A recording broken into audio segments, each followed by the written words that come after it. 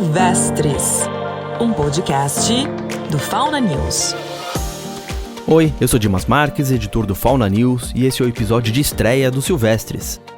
Aqui você pode acompanhar e conhecer a nossa opinião sobre o que de mais importante está acontecendo no universo dos animais selvagens. Neste espaço, também vamos conversar com pesquisadores, gestores públicos, policiais, legisladores, comunidades, enfim, com gente que contribui com a conservação da nossa biodiversidade. O nosso podcast vai ao ar quinzenalmente e está disponível nas principais plataformas de streaming. Não esqueça de seguir e ativar o alerta para ser avisado quando sair episódio novo. E se gostar do nosso conteúdo, avalie positivamente. Isso ajuda muito na divulgação do nosso trabalho. O Silvestres é um dos resultados da participação do Fauna News no Acelerando a Transformação Digital, programa promovido pela Meta e pelo International Center for Journalists, o ICFJ. Nossa equipe é grata pela oportunidade de fazer parte de um projeto tão importante para o jornalismo digital brasileiro. Agradecemos também aos colaboradores do portal e às pessoas que assinam o FaunaZap pela contribuição de cada um na criação do nosso podcast. O FaunaZap é o nosso canal para envio de notícias pelo WhatsApp. É só você se inscrever pelo 11 95 107 0530 para receber gratuitamente o nosso conteúdo. 11 95 107 0530. Não podemos deixar de transmitir também nosso muito obrigado ao André Furlaneto, nosso mentor no programa e que nos acompanhou nesse processo, desde a concepção do podcast até a sua execução. Valeu, André, muito obrigado pela excelente parceria. Para você que ainda não conhece o Fauna News, o primeiro portal jornalístico brasileiro especializado em animais silvestres, eu o convido a visitar o faunanews.com.br. Por lá, publicamos notícias e artigos de especialistas que você não encontra em outros veículos de comunicação. Quero aproveitar para anunciar que em setembro, o Fauna News irá lançar o Vote por Mim, um site onde você poderá pesquisar o que os candidatos à presidência da República e aos governos dos estados pretendem fazer pela fauna silvestre. Estamos em um momento importante da história e é fundamental pesquisar bem as propostas dos candidatos em quem vamos votar. Então, em setembro, confira e compartilhe o Vote por Mim. E por falar em eleições e em promessas dos candidatos, convidei a ex-presidente do IBAMA, Sueli Araújo, para uma conversa rápida sobre políticas públicas ligadas à fauna silvestre. Urbanista, advogada, doutora em ciência política, consultora legislativa aposentada na área ambiental da Câmara dos Deputados, Sueli Araújo esteve à frente do IBAMA entre 2016 e 2018 na gestão do presidente Michel Temer. Atualmente é especialista sênior em políticas públicas do Observatório do Clima. Seja muito bem-vinda ao Silvestre, Sueli, e indo direto ao assunto, o Brasil historicamente nunca privilegiou a fauna silvestre na gestão ambiental. Por quê? Bom, nós temos até a legislação antiga sobre o tema, a Lei da Fauna Silvestre é de 1967, mas uma lei extremamente centralizadora. Na verdade, uma lei rigorosa, mas que na prática não conseguiu ser implementada. O governo federal nunca teve uma atuação realmente estruturada de política nacional nesse campo, e é necessário caminhar nesse sentido. A atual gestão do IBAMA tem recebido e atendido bastante os interesses dos criadores comerciais de fauna. A questão da lista PET, por exemplo, voltou a ser discutida sem levar em consideração, lá dentro do CONAMA, a questão do bem-estar dos animais. Há também um claro interesse do governo de Jair Bolsonaro em liberar a caça no Brasil. O aparato de fiscalização ambiental está sucateado. Na sua análise, Sueli, paramos no tempo ou vivemos um período de retrocesso? O período de grave retrocesso, se nós já tínhamos problemas nesse campo. Na atuação governamental sobre o tema fauna silvestre, no governo Bolsonaro isso piorou e não foi pouco. O estímulo à caça é uma ameaça enorme. Nós podemos estar diante assim, do início de uma tragédia nessa esfera, né, de descontrole completo do Estado, do governo, sobre o que está ocorrendo de de ataques, de destruição, de tudo que protege a fauna silvestre. O estímulo desse governo é destrutivo, né, de implodir a política ambiental de uma forma geral, e nas áreas onde nós já tínhamos problema, os efeitos são ainda mais graves. Sueli, você acabou de falar em áreas que nós já tínhamos problemas e onde o efeito é ainda mais grave. Você está querendo citar exatamente quais áreas? Bom, os problemas de degradação ambiental, de desmatamento na Amazônia e outros biomas, de mineração ilegal, no questão da fauna silvestre, da pouca atenção do governo federal para o tema, eles não são novos. A questão do governo Bolsonaro é que ele chega numa área que ainda necessitava de esforços para sua consolidação como política pública, e ele vem destruindo, né? Nós temos, se nós pegarmos a lei de 1981, a lei da Política Nacional do Meio Ambiente, que começou a estruturar o CISNAMA, né?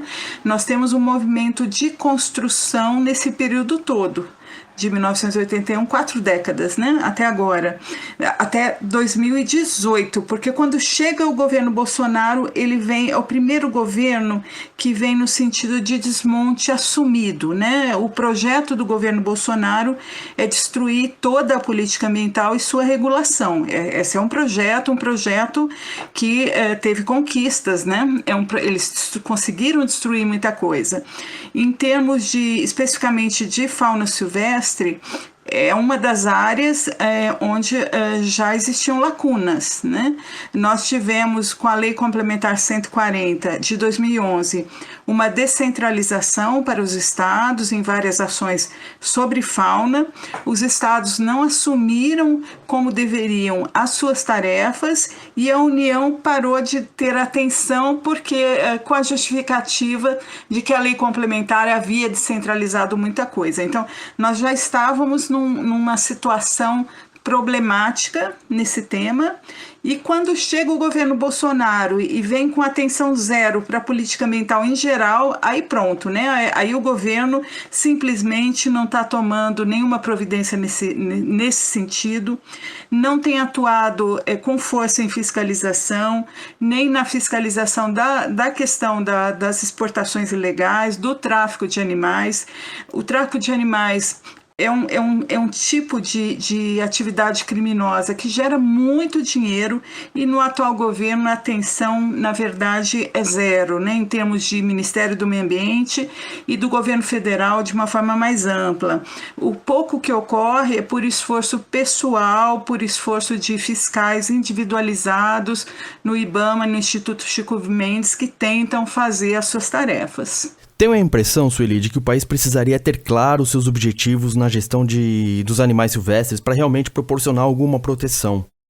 O Brasil, independentemente da linha de governo que esteja atuante, seja essa desconstrução do sistema promovido pela gestão do presidente Jair Bolsonaro ou por outras gestões, seria necessário o Brasil ter uma política nacional de conservação de fauna silvestre, por exemplo? Bom, com certeza, e uma política que fosse além do papel, né? Das folhas impressas ou do PDF que declara que a política existe. Nós precisamos de planejamento, mas precisamos de consecução efetiva das ações previstas nesse planejamento. Existiria a necessidade de reforço em legislação. A legislação, principalmente quanto ao tráfico de animais, ela está muito branda. Ela, na verdade, desde 1998, nós tínhamos tipos penais, né, crimes definidos na legislação federal. Só a esfera federal de governo que estabelece crimes, né? Isso é privativo da legislação federal. E nós tínhamos até penas fortes sobre a questão da caça, sobre a questão do tráfico de animais, mas isso foi abrandado na lei de 1998, na lei de crimes ambientais. Há propostas no Congresso Nacional há muitos anos de reforçar as penas as penas para os crimes que têm a a fauna silvestre como bem jurídico tutelado, mas a pressão de caçadores e outros grupos tem dificultado nós corrigirmos, né, essa parte da nossa legislação, e seria um dos primeiros passos, porque com as penas brandas como estão agora, você não consegue, na verdade, controlar os ilícitos desse tipo de ilícito, né, relacionados, seja a caça, seja a questão de você manter criadouros fora dos padrões, seja na questão do tráfico de animais. Então, nós precisamos realmente aperfeiçoar essa legislação. O receio é colocar isso no Congresso Nacional com uma influência grande atualmente do pessoal da caça, que defende a caça, né? Talvez com a troca de governo, o Poder Executivo possa atuar, usar a sua força política para a aprovação de uma legislação nesse sentido. Exatamente indo ao encontro desse seu último comentário, dessa sua última afirmação, vendo o atual cenário das forças políticas do Brasil, que futuro é possível enxergar nesse momento para a conservação da fauna brasileira? Bom, para a conservação da fauna e para outras políticas ambientais, o primeiro passo necessário e obrigatório é a troca do presidente da República.